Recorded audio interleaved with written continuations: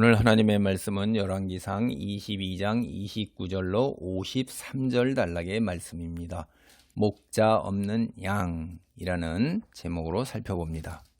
성경을 보면 양, 자기 자신을 스스로 방어하거나 다른 짐승을 공격하지 못합니다. 우리가 이 짐승 키우는 곳, 요새 양 키우는 곳이 여러 곳에 있죠. 혹은 동물원에 가서 보면 양이 자기 자신을 방어할 무기가 없다는 것 알고 공격할 무기도 없다는 걸 한눈에 보면 알 수 있어요. 그래서 성경에서도 이사야, 에레미야, 미가서, 마태복음, 요한복음에도 그런 이야기들이 나옵니다. 더군다나 이뿐만 아니라 성경에서 묘사하는 그 양을 보면요, 마태복음을 보면 자기 혼자서 장애물에 빠지기 쉬워요. 그렇기 때문에 양을 돌보아주는 목자가 꼭 있어야 해요. 그래서 목자가 양을 보호하고 양을 관리를 해야 하는 거예요. 그게 이제 민수기나 에스겔서나 마태복음에 나오고 있죠. 그래서 성경 보면은요, 양은 꼭 목자가 필요하다 이렇게 이야기하고 있어요. 특별히 이제 요한복음 10장 4절에 27절에 이제 그렇게 잘 나오죠. 성경에서 이렇게 묘사하고 있는 양의 속성이나 양에게 반드시 필요한 목자, 근데 이 둘 사이의 관계, 이런 관점에서 이제 성경을 보면요, 양과 목자가 믿음의 관점에서 혹은 그 상징적인 관점에서 이렇게 묘사되거나 서술돼요. 그렇게 양과 목자의 관계를 갖다가 우리에게 어떤 메시지를 전하기 위해서 굉장히 자연스러운 거죠. 그 삶 속에서 이런 목축이 생계를 위한 아주 근본적인 하나의, 요즘으로 얘기하면 1차 산업이었기 때문에 그게 그렇게 받아들이는데 어렵지가 않단 말이에요. 이거 마치 오늘 이제 우리가 휴대전화나 혹은 컴퓨터나 혹은 자동차나 이런 것들이 우리에게 익숙해서 이런 것들을 가지고서 이제 비유를 하면 이해가 쉬운 거죠. 그렇게 생각하시면 돼요. 그래서 성경에서 양이라는 것은 목자의 보살핌이 필요한 이스라엘의 백성으로 나와요. 시편이나 에스겔서 이런 걸 보면. 그리고 또 하나님의 자녀, 이거는 이제 양으로 요한복음이나 히브리서를 보면 상징하는 경우가 참 많죠. 여러분이 그림 같은 거 이렇게 볼 때 예수님을 상징하는 그 목자, 지팡이를 들고 어린 양을 들고 뒤에 양이 나오는 이런 그림 같은 거 금방 연상이 될 겁니다. 물론 이외에도 성경에서 양은 사실 다양한 의미로 사용되고 있어요. 그래서 앞뒤 문맥을 살펴서 양이 상징하는 바가 뭐냐 하는 것을 우리가 이제 주의 깊게 살펴볼 수가 있어요. 사실은 이제 이스라엘 백성이 가나안 땅에 정착하기 전부터 유목민이었잖아요. 그들은. 그래서 그들에게 양을 치는 목자라는 것은 아주 친숙한 직업이에요. 창세기나 이런 데를 보면 그게 나오죠. 그래서 목자는 양에게 먹을 것과 마실 것을 충분히 제공하고 맹수나 도둑으로부터 양을 보호해야 할 책임이 근본적으로 있는 겁니다. 그게 사무엘상, 이사야, 아모스 이런 데도 나와요. 그게. 그래서 목자는 자주 밤을 갖다가 낮삼아서 양을 지켜야 하는 경우가 많았어요. 그게 누가복음 2장 8절. 그리고 심지어는 위험한 지경에서 양들을 위해서 자기 목숨도 내놓는 거예요. 죽음까지도 불사하는 그런 희생적 노력을 다해야 하는 거예요. 그게 요한복음 10장 11절로 17절입니다. 목자는 성경을 보면 지팡이와 막대기를 가지고 다녔어요. 그게 스가랴 11장 15절에 나와요. 그리고 물매도 또 가지고 다녔어요.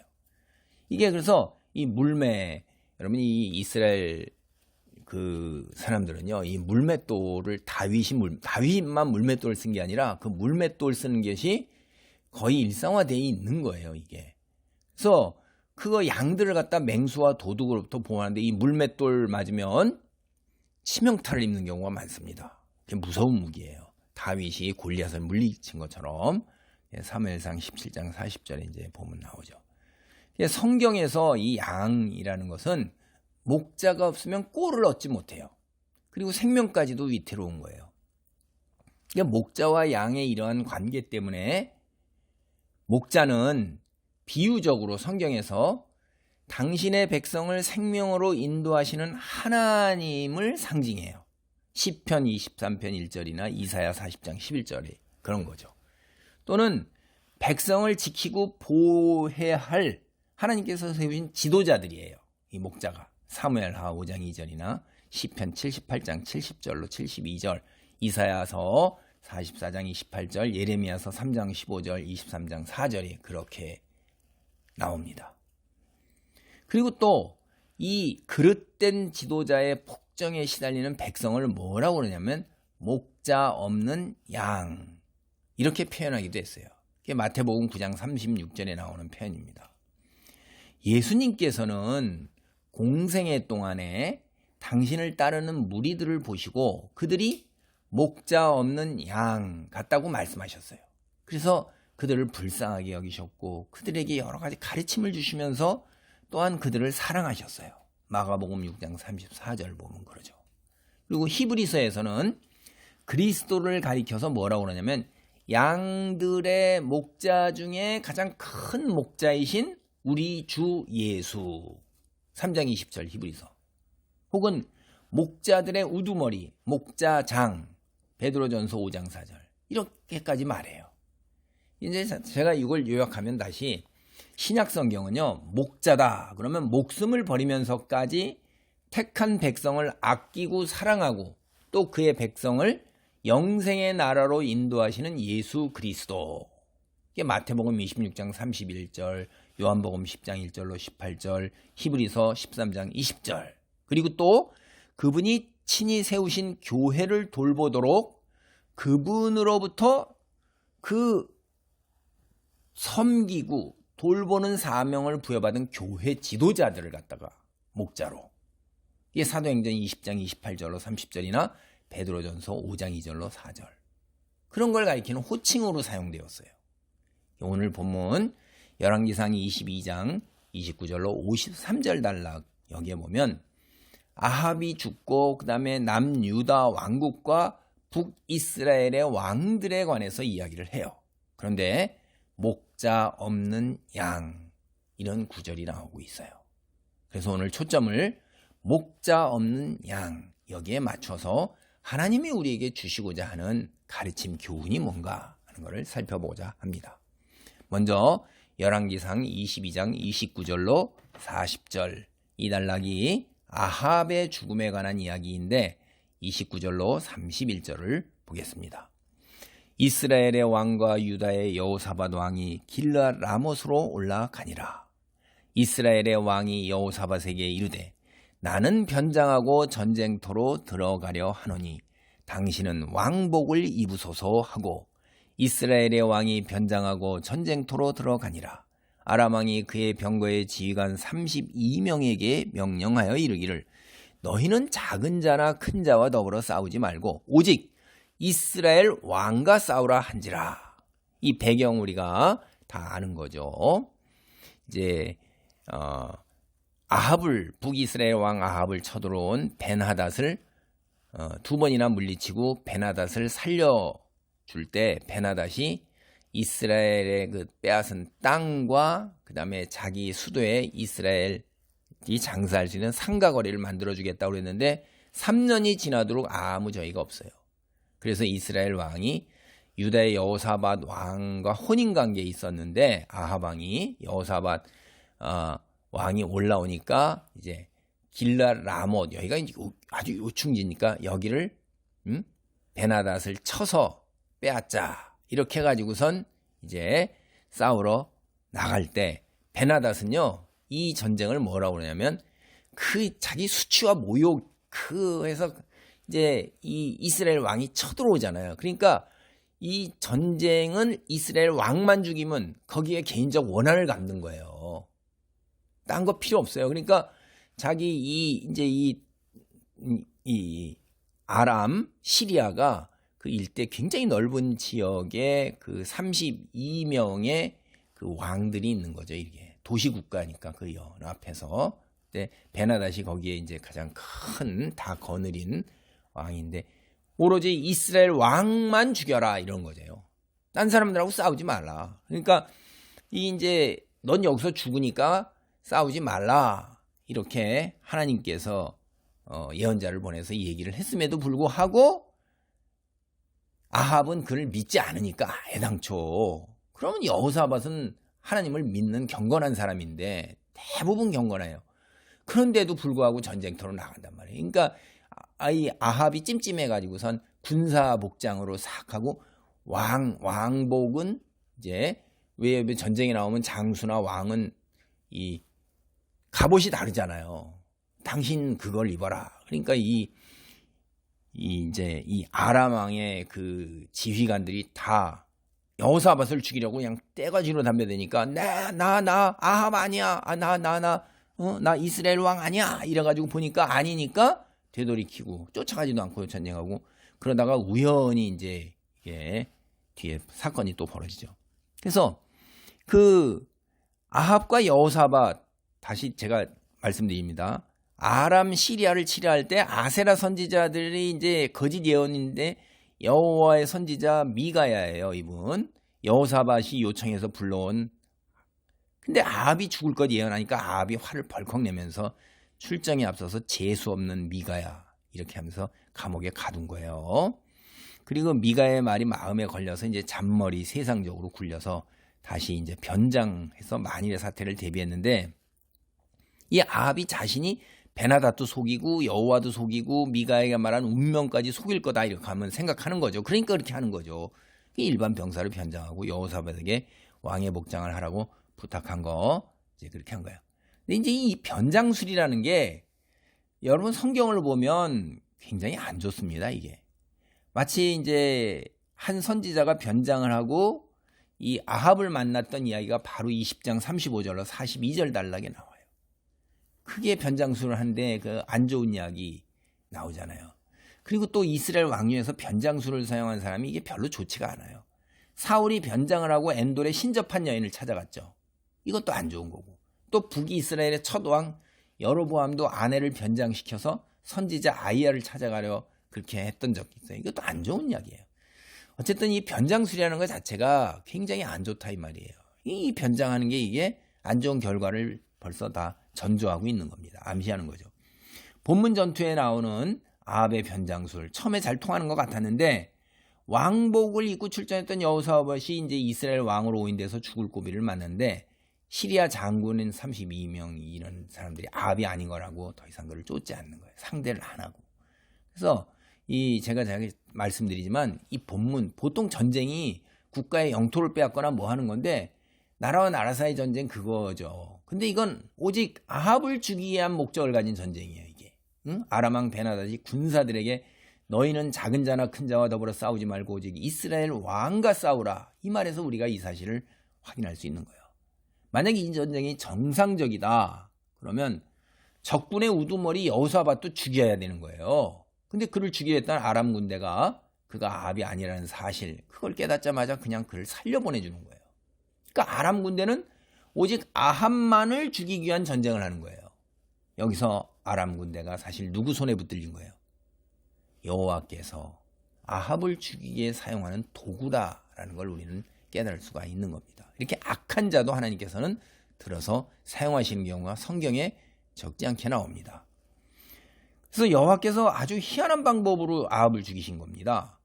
어떤 아람 군사가 별 생각 없이 그저 적군을 향해서 활을 당긴 거예요. 그게 우연하게 아합에게 명중했는데 그게 급소를 맞았어요. 치명타예요.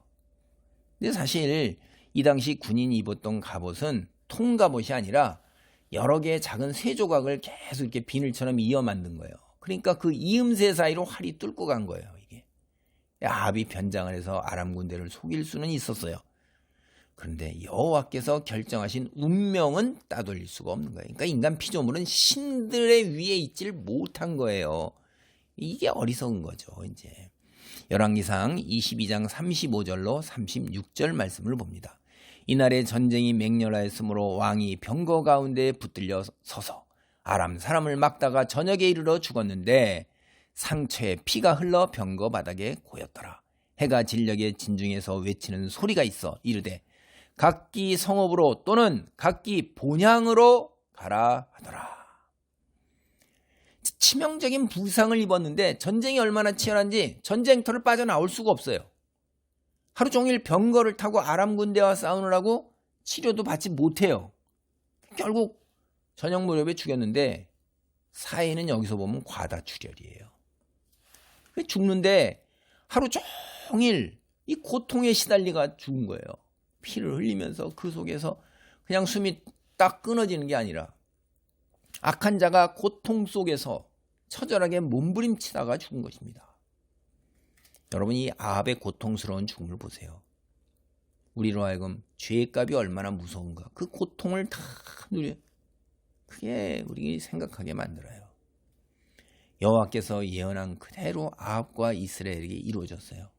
앞서 온 이스라엘이 목자 없는 양같이 산에 흩어졌는데 여호와의 말씀이 이 무리에게 주인이 없으니 각각 평안히 자기의 집으로 돌아갈 것이니라.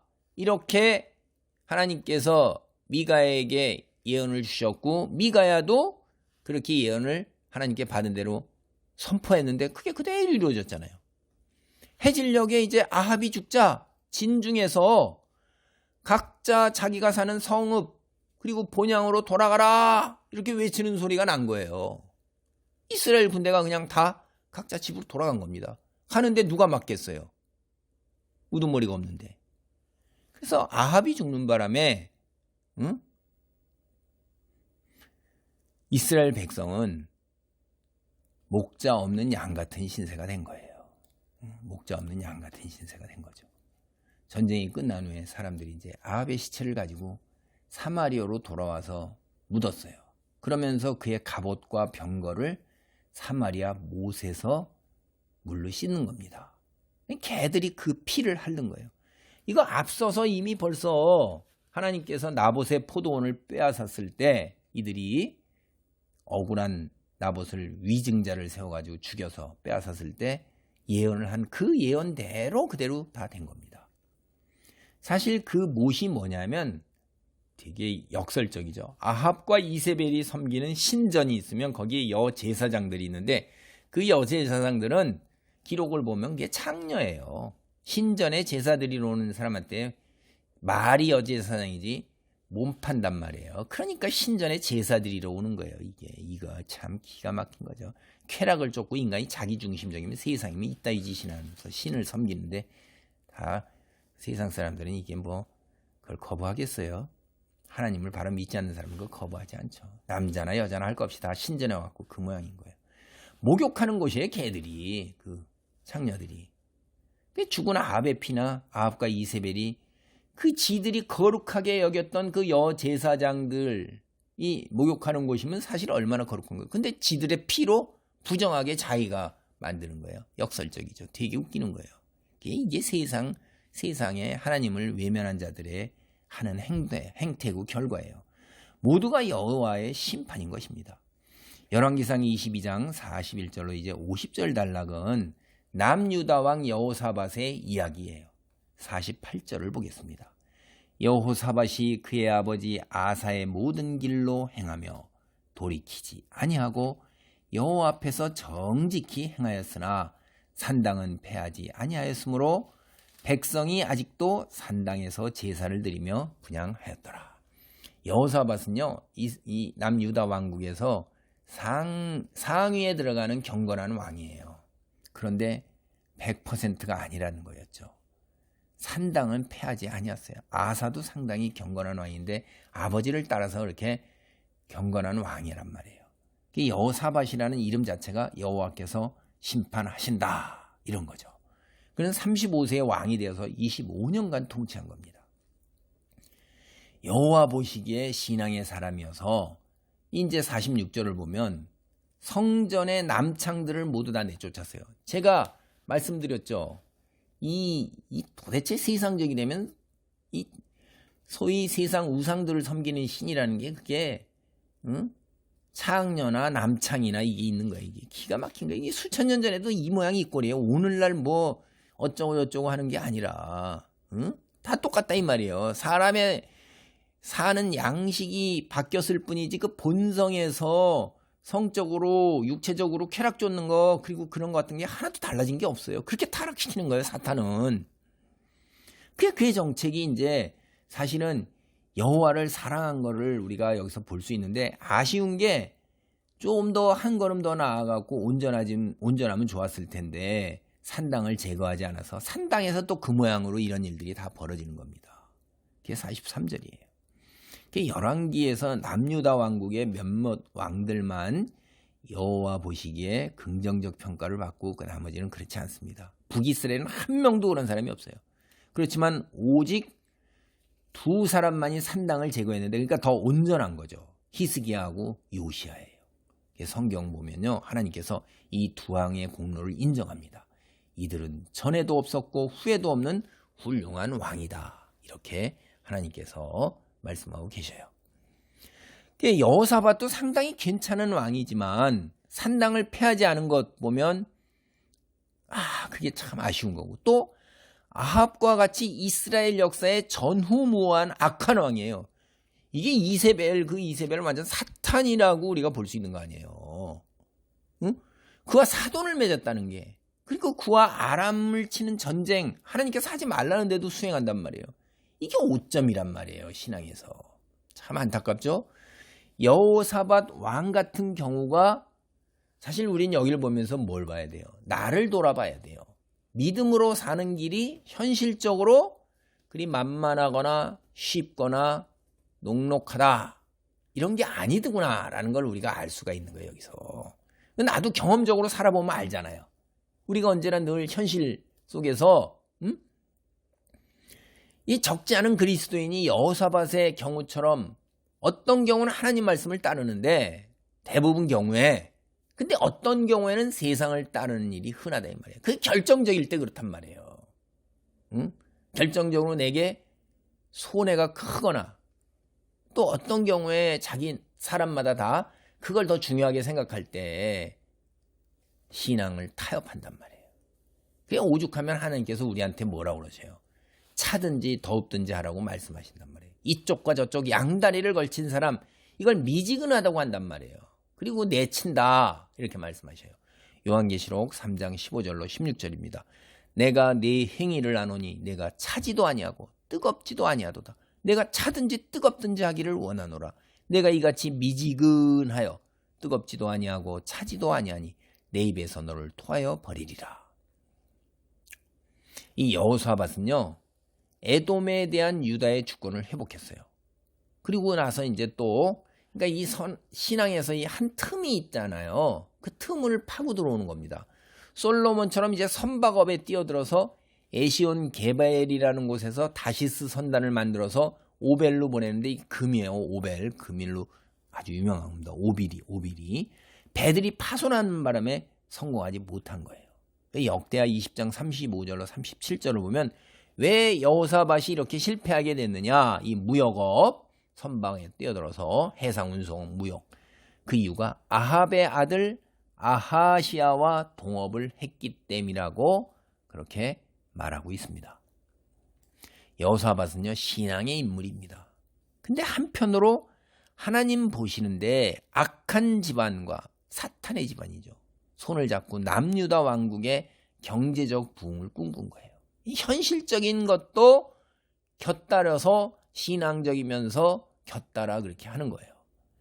그러니까 하나님 보시기에 악한 집안, 이게 결국 이뤄내지 못한 겁니다. 하나님이 허용하지 않으셨어요. 그래서 제가 다시 또 이제 말씀드리는데, 우리가 이 세상을 살아가는 동안 하나님의 백성, 그리스도인으로 세상 풍조 따르지 않는 것, 그리고 우리에게 시련과 환란이 찾아왔을 때, 그리고 세상의 유혹이 찾아왔을 때 그걸 이겨내는 것, 그래서 하나의 미랄로 살아간다? 이건 불가능한 거예요. 예수님께서 그래 뭐라고 말씀하셨냐면, 이런 비유를, 길가밭이 있고 돌밭이 있고 가시덤불밭이 있고 그 다음에 옥토밭이 있어요. 그거를 우리 보고 가르쳐 주는 것이지, 우리 보고 내가 노력해서 옥토밭이 되어라 이러는 게 아니에요. 우리 노력으로 옥토밭 못 됩니다. 우리는 원천적으로 결실을 거두는 게 불가능해요. 그거 어떻게 이루어질 수 있어요? 기도하고 말씀을 가까이 하고 늘 말씀 읽고 그리고 찬송하고 예배 생활 일상화되어 있는 거예요. 이것이 습관으로.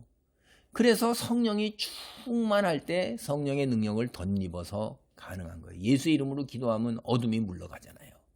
말씀과 찬송과 예배 속에서 우리가 평안을 회복하고 세상의 것들에 대한 안목을 갖게 되고 내려놓을 수 있는 능력이 자라기 시작한 거예요. 그러니까 성령이 아니고 우리 능력으로는 불가능한 것입니다.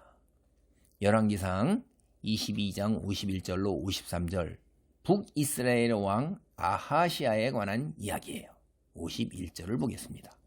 그가 여호와 앞에서 악을 행하여 그의 아버지의 길과 그의 어머니의 길과 이스라엘에게 범죄하게 한 느밧의 아들 여로보암의 길로 행하며.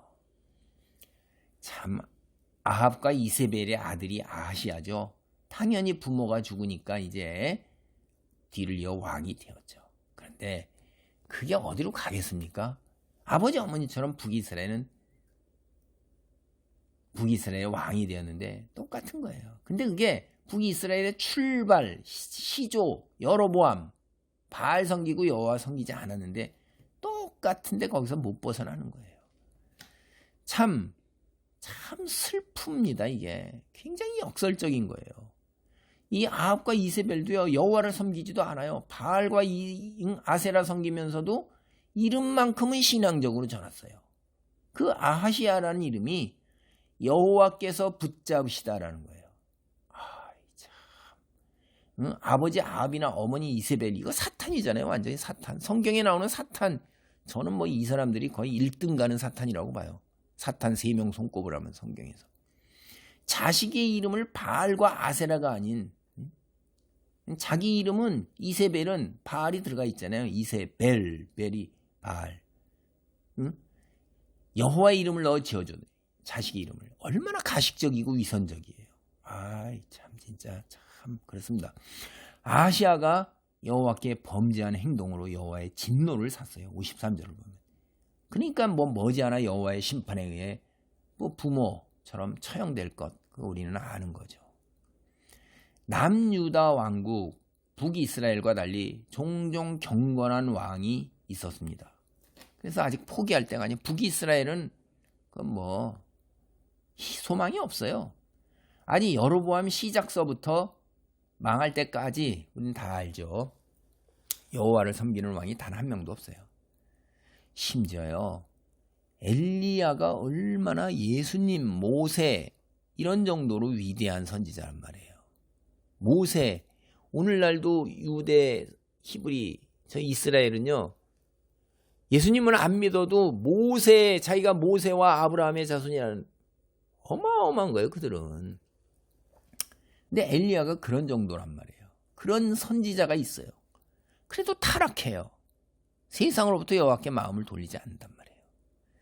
결국 시작부터 죄로 오염된 북이스라엘은 사실상 이미 시작 때부터 그 운명이 이미 결정되어 있는 거나 다름이 없는 거예요. 이게 그냥 끝난 거죠.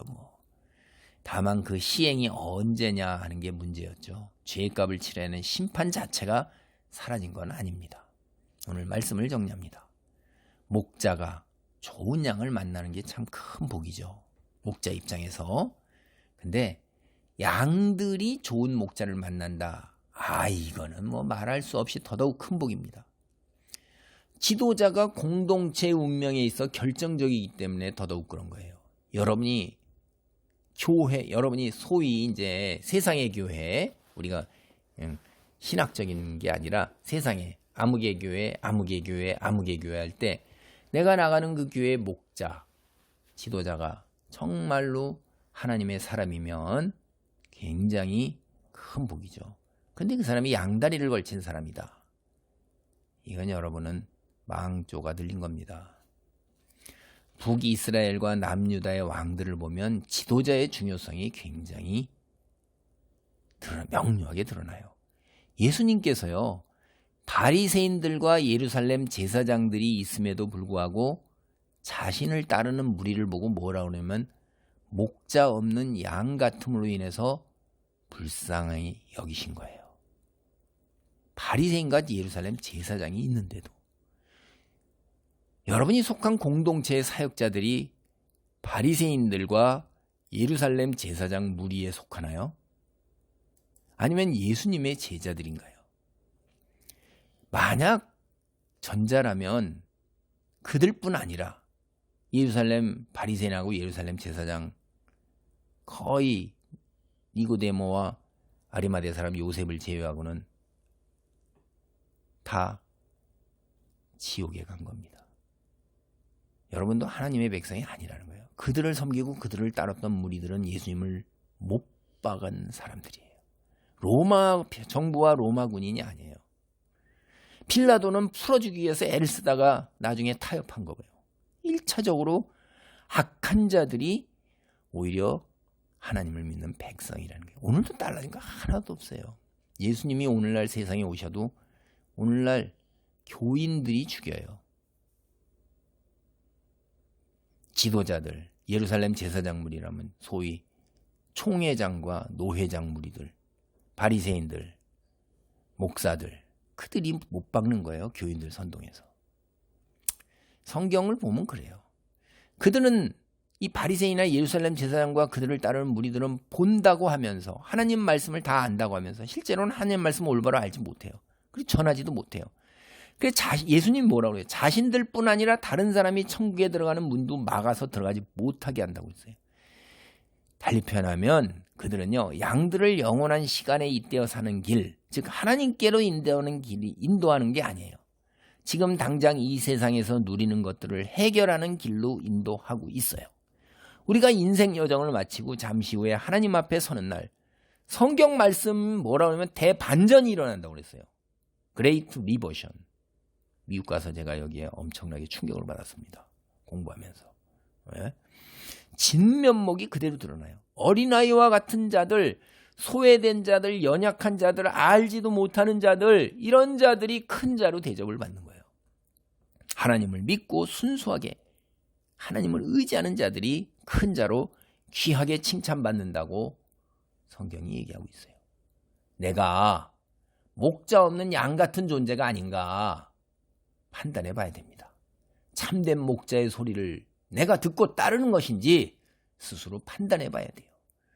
달리 말해 여러분, 성경이 무엇이라고 전하고 있는지 여러분이 속한 교회 공동체 그 목사가 전하는 이야기가, 그분이 전하는 이야기가 진짜로 사꾼 목자나 양의 탈을 쓴 이리 같은 사람이 아닌가 스스로 읽고 판단해 보라는 말이에요. 하나님께서 여러분도 성경 읽으라고 성경 주셨고 성경 읽고 판단할 수 있는 이성과 감성을 다 주신 건데 왜 자꾸 여러분이 그 우상이 되어야 돼요? 예수님만이 있는 거죠. 사꾼 목자는요, 수천 년 전부터 세상에 널려 있었어요. 참된 하나님의 사람은 성경을 보면요, 늘 속된 말로 찬밥 신세였어요. 언제나 성경 보세요. 성경을 여러분이 읽어보란 말이에요. 그러니까 성경을 부지런히 많이 읽어야 돼요. 기본적으로 통독을 많이 해서 줄거리를 알고 그 다음에 끼어 들어가야 돼요. 기도하면서 하나님 눈을 열어주시옵소서. 진리를 보고 들을 수 있는 눈과 귀를 하나님께 간구하기 바랍니다. 아멘. 할렐루야. 아버지 하나님 감사합니다. 오늘날 우리가 하나님을 믿고 믿는다고 착각하지만은 사실은 양다리를 걸치고 사는 경우 아버지 적지 않습니다. 도와주시옵소서. 늘 내가 아버지 하나님 말씀을 가까이 하고 기도하고 찬송하고 예배드리는 것이 매일의 일상이 되게 하시고 그 속에서 나의 심령이 나날이 자라나 30배 60배 결실을 맺는 하늘의 미랄 옥토 되기를 간절히 소원합니다. 예수님 홀로 영광 받으소서. 예수 그리스도 이름으로 기도하옵나이다. 아멘.